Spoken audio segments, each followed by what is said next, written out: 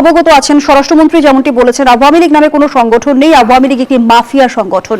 সেটা স্বরাষ্ট্রমন্ত্রী তার রাজনৈতিক বক্তৃতা সেটা দিতে পারেন, কিন্তু জনগণ সেটা কিভাবে নিচ্ছে? আওয়ামী লীগ যদি নাই থাকে, আওয়ামী লীগের যদি অস্তিত্বই না থাকে, তাহলে এত আয়োজন কেন?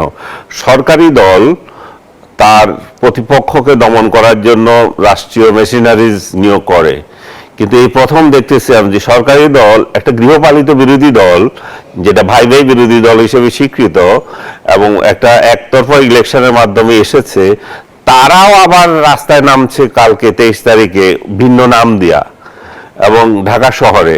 তার মানে আপনি দেখেন সরকার মানে কত আরামে আছে যে তার কিছু করতে হয় না রাজপথে, তার জন্য লাঠিয়াল বাহিনী হিসাবে জামাতে ইসলাম এবং তার সহযোগী এনসিপি আদার্স যেগুলো থাকে, জামাতের এ বি সি টিম যেগুলো আছে, যেগুলো বলবেন এ বি সি ডি যা আছে সবগুলো আবার রাস্তায় নামতেছে। দল এটা 24 তারিখে করে নাই কেন? আজকে 22 তারিখ করে নাই কেন?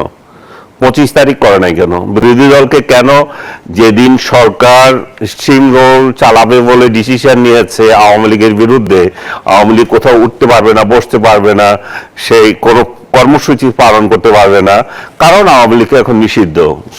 বিরোধী দল কোন যুক্তিতে 23 তারিখ রাস্তায় নামতেছে? তার বিরোধী দল তাহলে আওয়ামী লীগকে প্রতিহত করার জন্য নামতেছে। এনসিপি তো সুনির্দিষ্টভাবে বলেছে যে আওয়ামী লীগের প্রতিষ্ঠা বার্ষিকী ঘিরে তারা কাল মাঠে থাকবে এবং তারা বলেছে যে যে কোনো তৎপরতা মোকাবেলায় আগামীকাল মঙ্গলবার মাঠে থাকার ঘোষণা দিয়েছে তারা। তার মানে সরকার এর থেকে বড় মানে লাঠিয়াল বিরোধী দল বাংলাদেশ কোথায় পেয়েছে?